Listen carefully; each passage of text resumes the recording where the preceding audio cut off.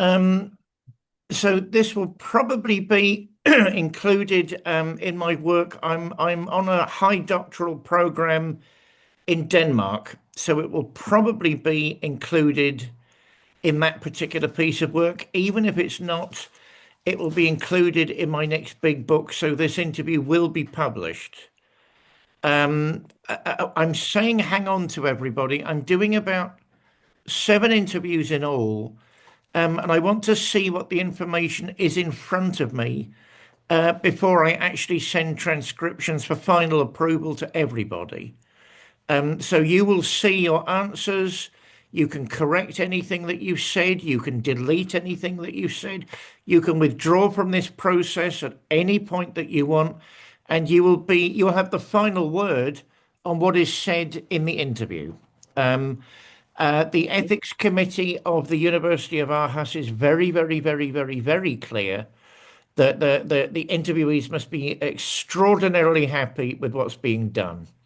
So the floor is yours today. This should take roughly an hour, 30 minutes at max, but I'd have thought about an hour. I'm asking everybody preset questions, but they can develop the questions in their own way. You know, you You can have start. you haven't sent me questions. Oh, I didn't want to, Freya. I mean, because the idea is that I give you a proposition, I give you a statement, and then you Okay, respond as you see fine, spontaneously, right? fine, Spontaneously to the fine. question, because the idea is that I capture the moment, of your feedback. So that's the idea here. So don't worry at all. And as I say, if you're unhappy with anything, we can change it at the end. So not to worry in the least. No. So with your permission, we'll begin. How would you describe your artistic practice to someone encountering it for the first time? Now, what I've got in mind there is your involvement with Neofolk. I mean, you've been a formidable creative in the Neofolk movement. And would you say there are core threads? Now, that's a technical term.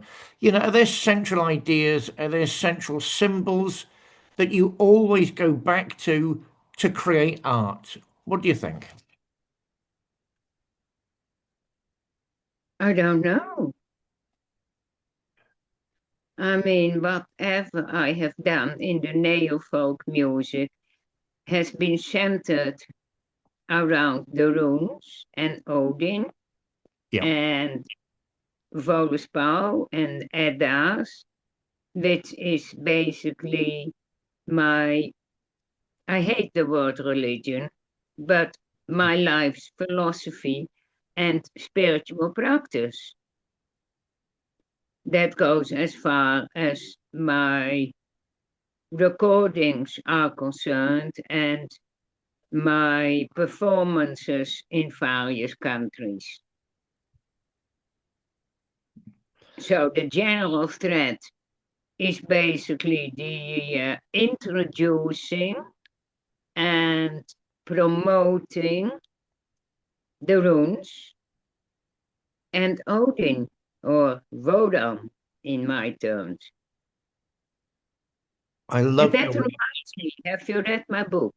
Yes, I loved every single page. I loved every single page of your book. I will be reviewing your book after I've got this bit of work out the way, because Okay, they're completely separate entities. So I want to be in different spaces for that. fair enough, fair enough. Now, what do you think the impression is for somebody encountering your work for the first time? I mean, have you ever thought about that? No, I haven't. I frankly don't give a fuck. Right. Now, for the purpose of the transcription, I will not be asking the next question because I believe Freya's already covered the material. Neofolk links in with conceptualism in the arts, core ideas, principal ideas. Do you think there's a better word than neofolk? There's a better word than heathenry? that you can use for your type of artistry? Or do you think there's actually, on the button, on the nail, that sums up what you're trying to do? I don't know. It's all been so long ago. It's been 30, 40 years ago I did these things. I mean, I've got no problem with the term neofolk, but as for any other term, I don't know. I mean, heathenry, well, heathen has been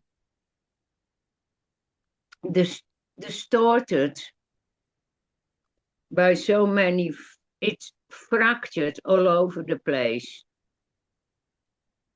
You got on one side, you got the folkish people, which I tend to gravitate to. On the other hand, you have the people who just call themselves universalist and let everybody be heathen. And so far as I'm concerned, it's ultimately down to the gods who choose. Human politics should not be involved other than in one's own personal life. I am folkish in the sense I'm Dutch, I'm Frisian, I worship my own native gods. End of. But I am also universalist in the sense of the occult, the deeper esoteric side. Because if we look at the Norse tradition and we look at Yggdrasil, then we are the roots. But the tree branches out. Every folk has its tree. The Sami people have that tree. The Native Americans got that tree. There is, of course, the old Kabbalah tree. They're all trees who have their roots in different cultural grounds, but the upper branches, that's where the mysteries, where the deeper esoteric realities manifest, all share the same domain.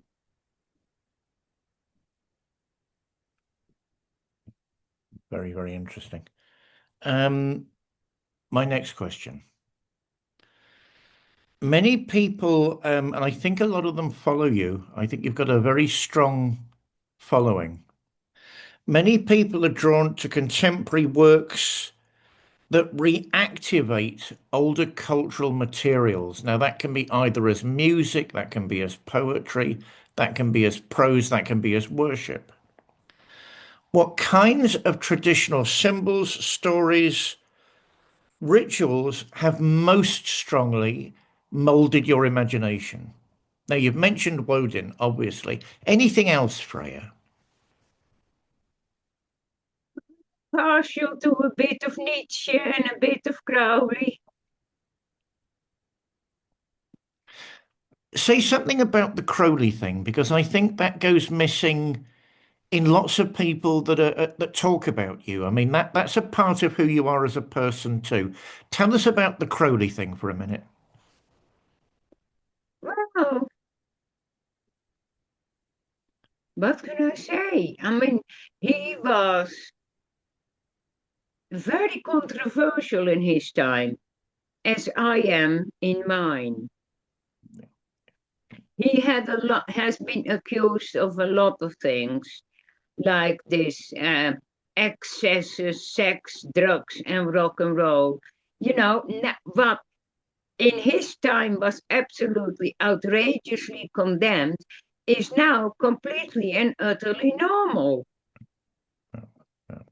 And yes, he was a drug addict, so called, but that he was a medical addict. He got addicted to drugs because of his asthma. And don't forget, at that time, it was not illegal, it was prescribed. Um, I certainly would not have submitted myself to Crowley as a woman, as a Scarlet woman. I wouldn't. I don't consider myself inferior. I mean, he has been called the, what was it, wickedest man of the earth. I have been called the most evil woman. So we pretty much are sharing a platform there. Right. My true inspiration in the occult world has always been Dine Fortune. Mm, Her mm, I honor above all others. mm. Crowley was interesting because of the magic and the technology of magic. And one particular ritual, Liber Valborellum Astartes, is the one I worked with all my life with the Odinic current, to speak in Crowleyan terms. And some of his rituals I have adapted, like the ritual, what is it? Oh, the sun. Oh, I forgot. Liberash, I adapted to a Norse format and stuff like that. I forgot most of it because it was all in the 80s. It was all in the mid 80s. I was crazy about that stuff, do what they will, but very Odinic, But the thing is, do what they will shall be the whole of the law. It doesn't mean fuck around as you like or do what you want. It means find your purpose, your sealed orders, the ones you reincarnate with a mission. Mine was obviously to reintroduce and awaken the runic current because the whole thing was closed down because of the Second World War and the misuse Right. of things. I've got to be very cagey here, of course. Let's get back to Thelema. Um, has it got any bearing on your life nowadays? No, not really. It's like different colleges. You start off with AMOG, that was the first introduction. Then you got Wicca, then you got Telema. It's like you're going through different teachers and different schools, but eventually you become the teacher, and everything what you have been taught before is integrated in your own teaching method. Like I took the idea from the AMOC to start a correspondence course, and I've done well out of it. I've made lots of money, but that's beside the point. I've done well out of it, and that I just created my own system in the 80s.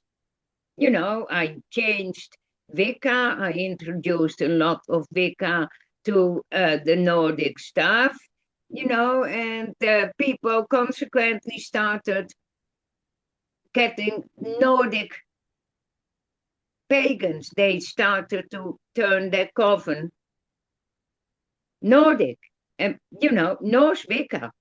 It's primarily started with me, amongst probably others I don't know about, because it's a very big world.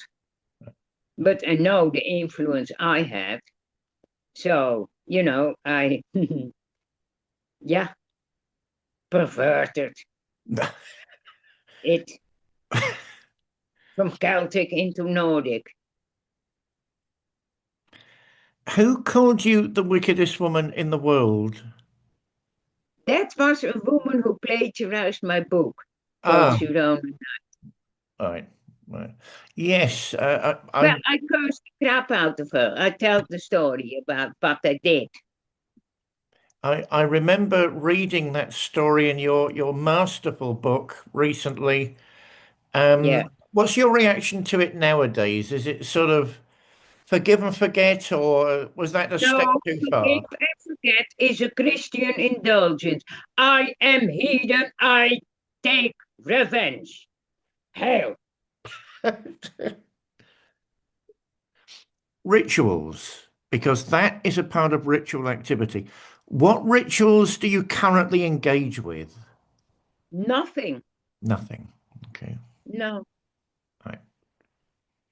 Well, is there a reason for that, or do you feel that you've exhausted all of that, or? Well, I'm on my own. And, I am basically aware of Odin all the time. And no, I don't need rituals. I don't need to. It's just, rituals are there to reinforce what you are. I don't need to do that anymore. I'm at an age where I am solid, content, happy. If I do a ritual, then I'll do it off the cuff when I feel like it. Very interesting. Sometimes I play some certain music and then I feel the need and go into an invocation and, spontaneously. Oh, very interesting. In terms of art, do you still make music? Do you still recite poetry?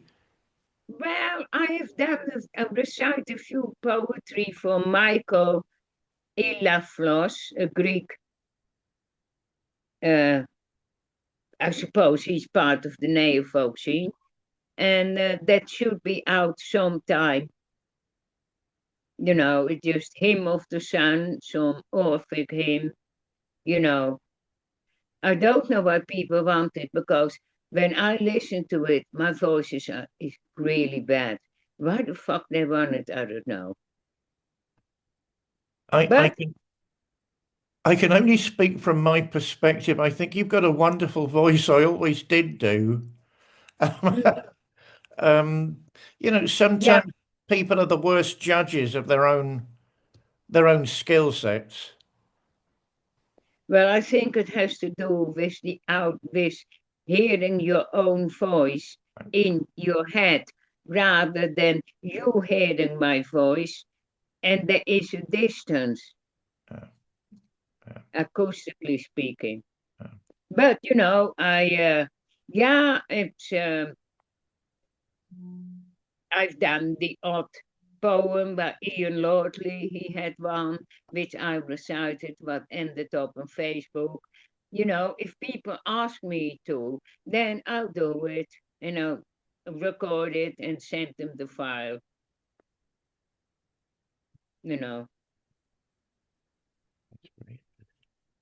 I want to just keep around that area for the minute. Because I suspect you are regularly asked and have been for decades to contribute to the arts. Would you consider yourself an artist in any classic sense? Or are you simply, and I don't know what the word simply would mean in this context, are you simply a creative? I really don't know. No, no. It's whatever people think. Right now, I started getting involved with art in the sense of painting, and I've done some good ones, but most of them are totally and utterly crap, but and there's two or three which are very good. That is the working with paint pouring, and I'm still mastering the diverse skills and, murdering a lot of canvases in the process. But I enjoy it. It's what keeps me going. Other than that, no, I consider myself semi-retired. Right. You know, my last book I made. perhaps I'm considering, you know, well, there is my deck of cards which I painted, and I am hoping to talk to, well, I sent the whole lot to Mog, and if he wants to publish it, he's welcome to, you know, other than that. But that is about the biggest work has been painting those 24 rooms. That was, but then it was designed by a computer. So all I had to do was put the colors in. So it wasn't too difficult. Then that is, I've done recordings. I've done like Crowley. I painted my own deck. That is something I'm really proud of. Mox got it, so it is, even if I'm not no longer around, you can bring it out. He's more or less the yeah. You see, you've got my interest there. Even though AI would have produced the design, and there's nothing wrong with that. I didn't say it was AI. It was done in 1980s. 80s, There right? was no AI. It was William. I don't know. Michael de Witt, a German magician, Right. who created little pictures of each room. I first created, if you look at my book, the first copy, Leaves of Yggdrasil, the very first one. The pictures in there were hand drawn by me, right? Then Llewellyn improved on the design with a proper artist. And then when it became translated into German, Michael de Witt used a computer, some program, to improve design even better. And these are the ones I asked him for, and he sent me the copies. I still got them. They're about an inch big, and I had them blown up and had them printed out at the local computer shop, and that was in 19. That was in 2005. I started with them, right? Whereas the original dates go back to 88, right? Yeah. And then I decided to paint them just as paintings and convert them into an oracle deck, write a little booklet with it. And I did that. And that was published in 2016 by Atlantis Bookshop initially. And once they were out, it got published by myself with the help of Sigrun Gregerson, one of my closest contacts in the States. She's known on Facebook as the Universal Pagan Temple Lady. She's done lots of videos. And she sold them, she had them printed and sold them in the States because if it cost most of my following are Americans, and it cost an arm and a leg to send stuff over there. So I had the second edition printed in the States, and that sold out as well. So I don't know. I hope, if Mock wants it, he can publish it, you know. In terms of creativity, how did you go around choosing the colors? I mean, what inspiration did you have? Was it intuition, or did you do Well, any studying, or no, it is quite logic. If you look at the field rule, the image let me have a. Oh fuck! Oh fuck! The screen went dark. Not to Oh, worry. I used once. Be successful.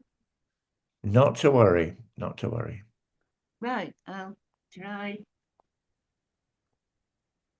Now they're all gone. Yeah, they're gone.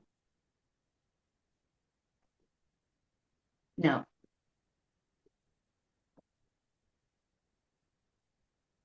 Here are they.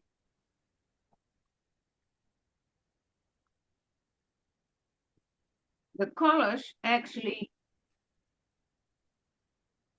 yeah, I don't know how I did it.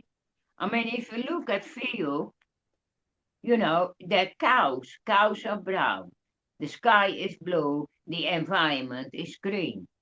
Right. So, and the mountains are gray. So basically, most of the cards have natural imagery. Like the English one is interesting because I painted the English, the double helix. The two snakes is the double helix because English has to do with the generation of the descendants, right? So some of it is very occult, and this one, Lagos, is a Viking ship, so it's blue, white, yellow, and the runes are red. So most of it to me it was quite logic what colors to use. At no point did I had to think, oh fuck, what color I'm gonna do here. And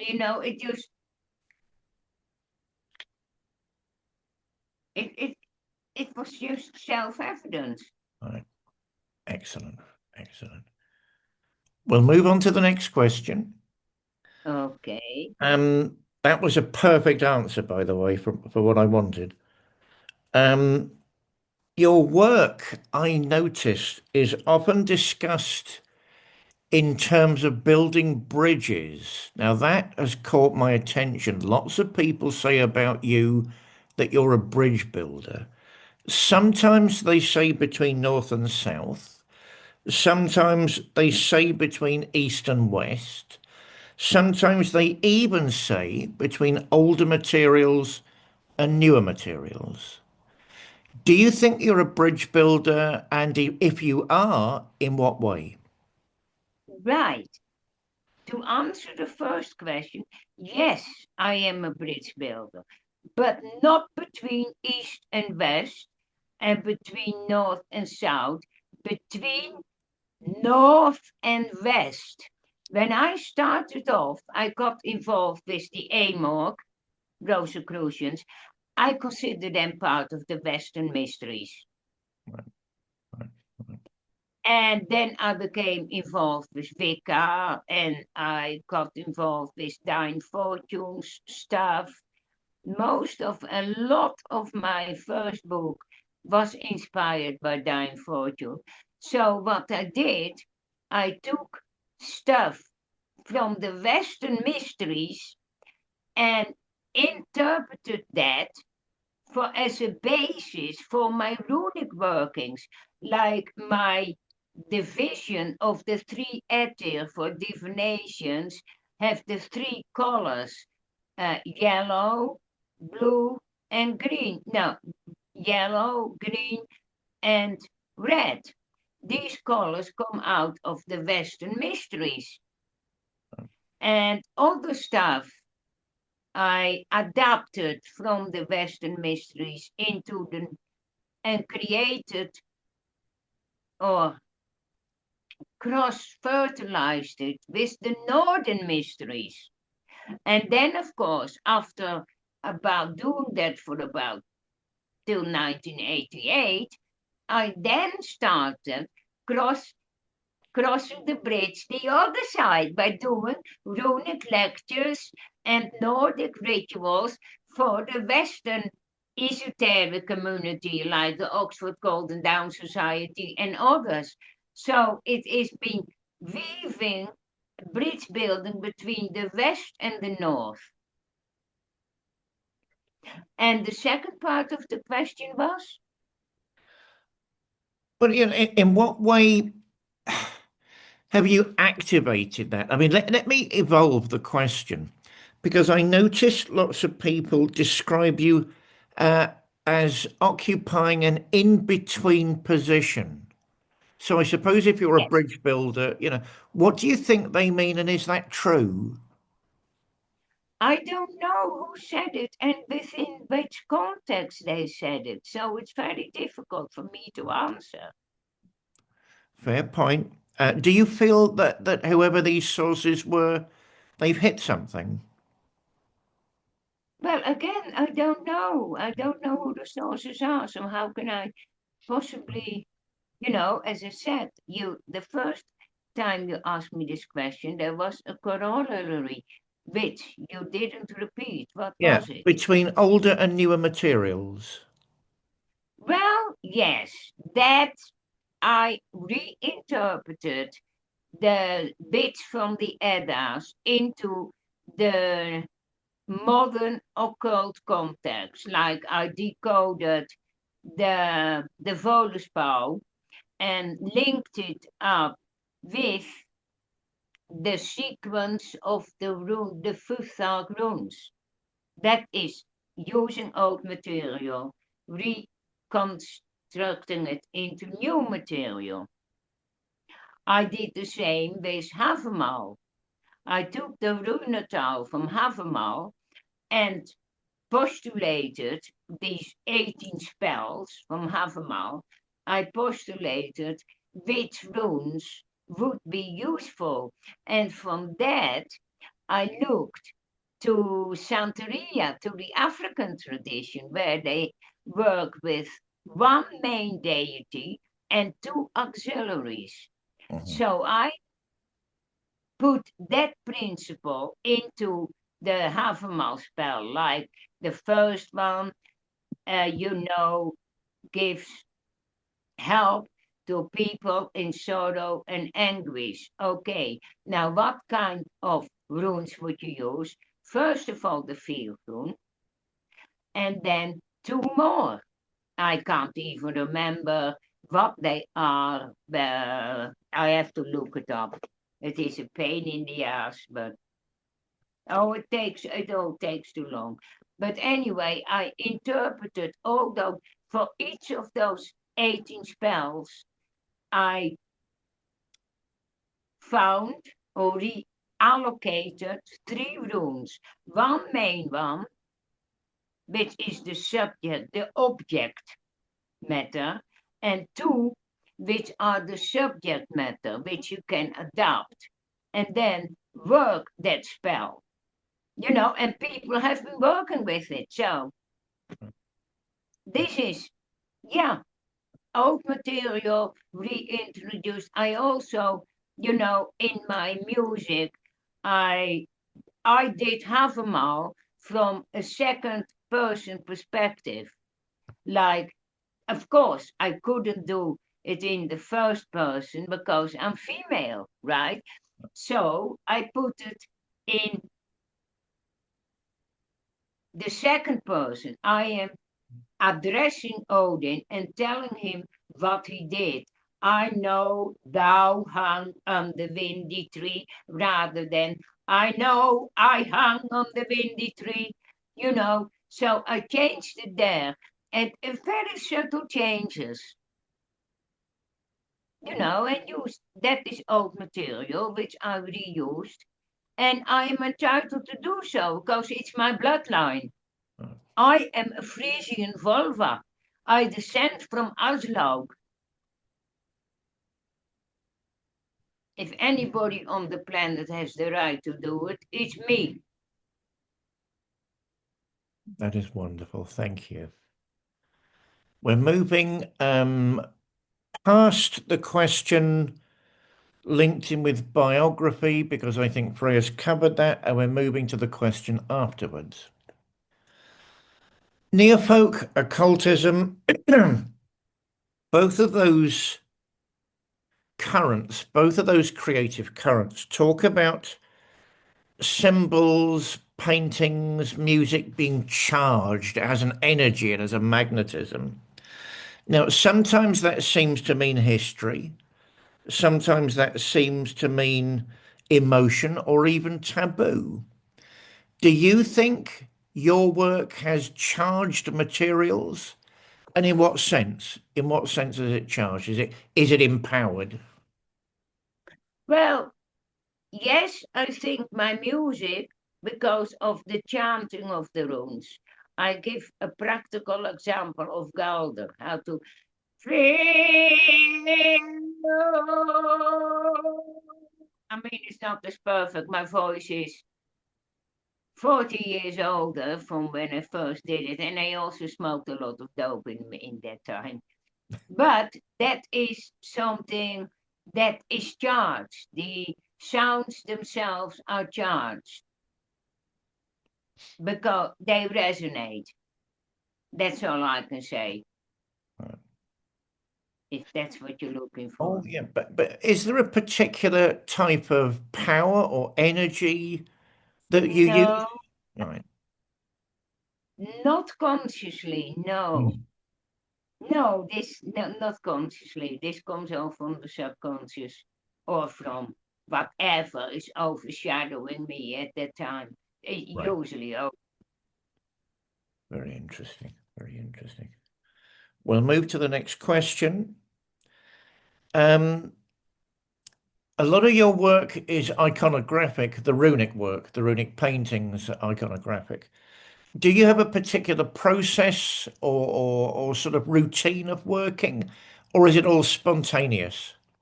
all spontaneous. Yeah. You wouldn't care to explain in any way, you get up, you think, right, I'll paint this, or No, no, okay, no. I did the first three, and then for a long. That was in 2005, and then I left it. And then I started again in 2015 and I did the other lot in order to have them ready to be printed for 2016 for some festival I was attending. mhm, So at that point, I became serious and disciplined. right. Yeah, and painted them. We'll move to the next question on that point. What role does spirituality, or a sense of the sacred? I mean, that's a big word. There are lots of ways of using that word. Role does spirituality play in your understanding of art, or doesn't it?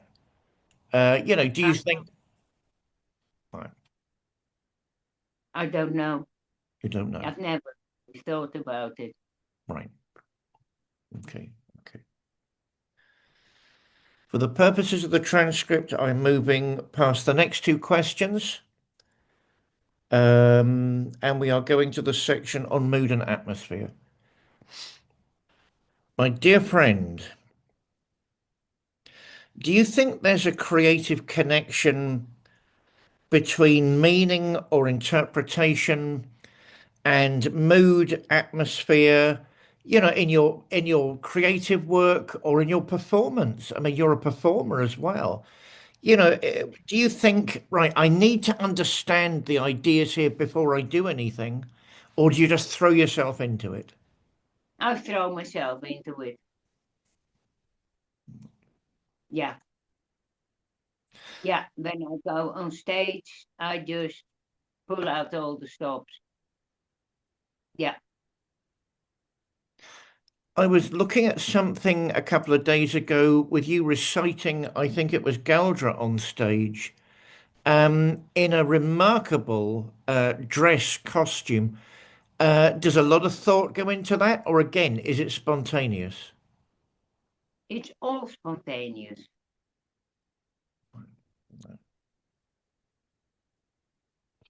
Music. Music played an important part in your life. You said that on a number of platforms. Does it still play an important part, and what type of music would it be? Well,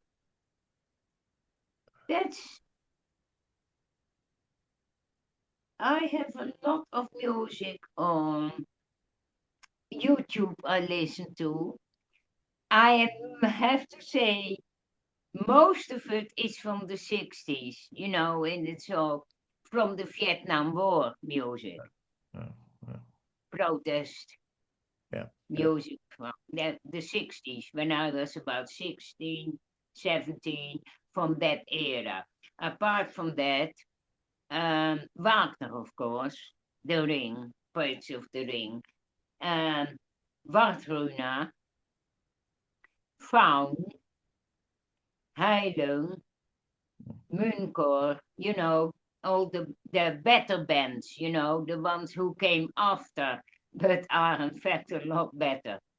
But somebody once said that it all rests on the shoulders of Freya Aswynn, because I was the first one to bring out an album with this kind of stuff on it. Yeah. But and of course folk music, stila, span. I've got a very broad taste in music. And ambient, lots of ambient stuff. Yeah, Vangelis particularly. And that can dance. And that's about it, So it's very eclectic. It depends what mood I'm in. Yeah.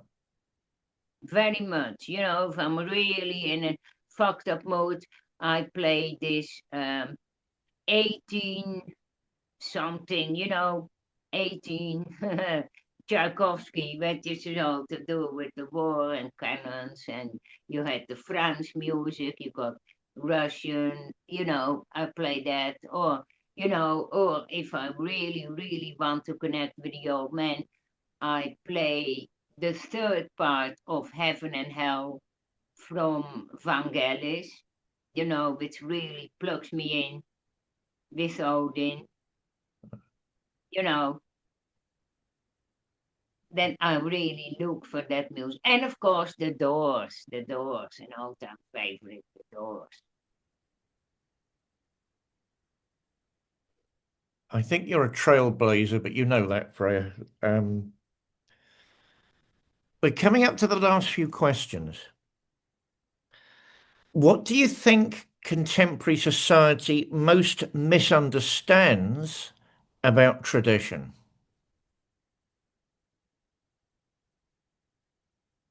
The value of it. They have cut themselves off from tradition to please the other rather than their own ancestry. Apart from that, materialism. That's another, there are no more families.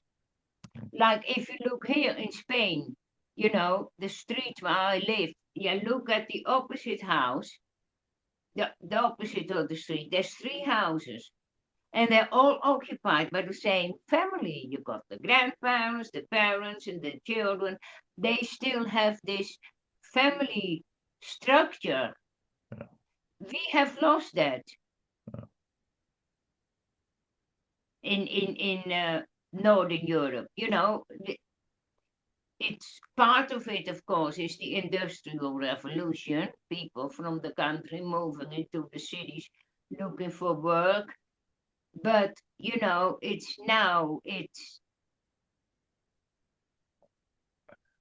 people are not aware of tradition anymore.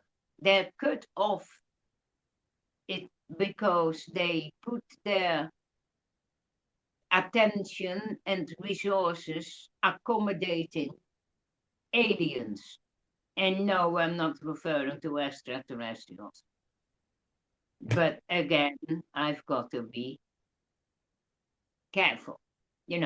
People have sold out their traditions. I mean, People are rotting away in old people's homes. They just be dumped there. The kids are only interested what they can get. It's just that, and that is something other cultures do. When you look at other cultures, they do look after the elders, but our culture doesn't do it anymore because money became the most important drive in people's lives. And of course, any government that creates a situation where people can scrape by means that people haven't got the time or the energy to a look too closely what that particular government is doing and why, but also haven't got the energy to develop their spiritual side and look for something higher in life. They're too busy worrying about how the mortgage gonna be paid, then they are worrying about how they can improve their inner person, to put it awkwardly. I think we'll move to the next question. For the purposes of the transcript, I think Freya's already answered what I was going to discuss about heritage. We'll move directly to the next question.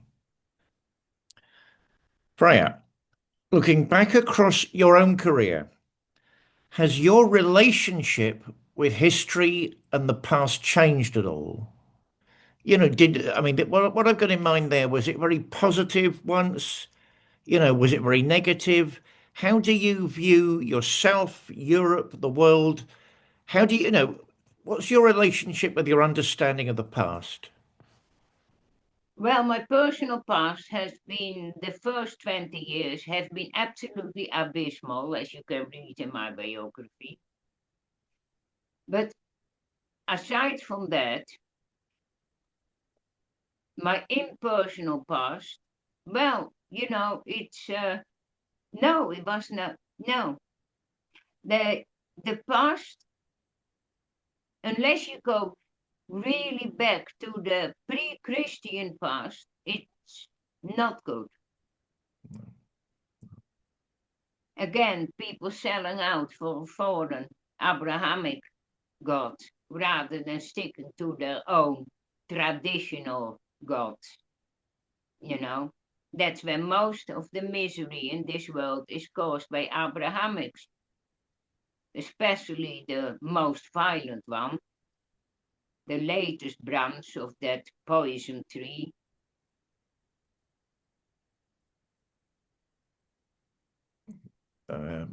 You don't want to develop that? You just want to leave that there, or? Well, I don't know. I am certainly interested in historical, I watch stuff, historical stuff, especially about the Tudor area, I'm really interested in. Mm. But the historical past I'm interested in is English, not Dutch. My own Yeah. historical past from Holland. I don't resonate with that. I really don't. But with the English history, it all goes back to Alfred and the Vikings and, Ragnar Lodbrok and, the Tudor times, even the Victorian times. That is the past I am interested in. For as far as I can see, Britain or England contributed a lot more to the past than the Dutch ever did. They were just, I've got no resonance with it. Very, very interesting. My last question, my friend. How do you think, does it matter to you? Maybe it doesn't matter. How do you think people will view your work in 20 years, 30 years' time? Will they finally have understood Freya Aswynn? or would you still be a mystery? What do you think? Both. It depends on the variety of individuals. There will be people who get it, and there will be people who don't, like everything else. And frankly, I don't give a damn. Freya, that's it. Thank you so much. You're as wonderful as I remember. Thank you so much for making time today for this interview. As I say, there's no way I can rush this process. I really wish I I could. don't. Ah, it's all right. But I will, obviously, I'm duty bound to let all of my interviewees see what I've recorded before I actually submit anything to my thesis. So give me a couple of weeks and I'll send you a copy. And in the meantime, have a wonderful day and thank you so very much indeed, Oh, gladly. It was an absolute pleasure, as always. as well. And do give my book a good review. Freya, there's no way I could give it a bad review. Nowadays, Right, wait, well, yeah, I mean, because I'm very, one of the things hmm, why I wrote it is, um, well, I got diagnosed with something, right? yeah. Oh, right. Okay. And I thought, right, I was in hospital with kidney failure. And Right. at one point, I called on the old man and I said, you get me ass out of here. I write our biography, which he did. So then I decided to write it. But I wasn't very well for a couple of years after that. And then I realized how much crap has been written about people once they're Yeah. dead, especially controversial people, trailblazers, Yeah. that prime example, Crowley, Yeah. Yeah. Yeah. Yeah. Yeah. and I think, well, I got to get my own in first before the left gets hold of it. So I started writing it. And I also wrote it, the first part of is very traumatic and very bad. Yeah. But it shows to other kids that it does not necessarily stop you being successful and creating change. Because I literally started off with nothing. Yeah. 5 years primary school, that's all I had. Yeah. Yeah. And look where I'm now. I'm writing stuff on level of dissertations. Freya, it was a So, wonderful book, and you're a wonderful person. Um, okay. I can promise you it will get a sparkling review from me. And don't forget, one of the ideas behind this interview is to make sure your voice is preserved.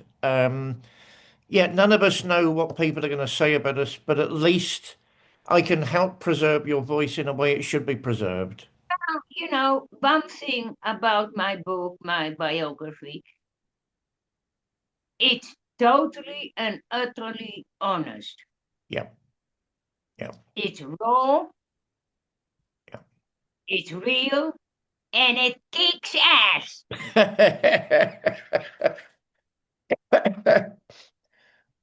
You're wonderful. Freya, have a great day, my friend.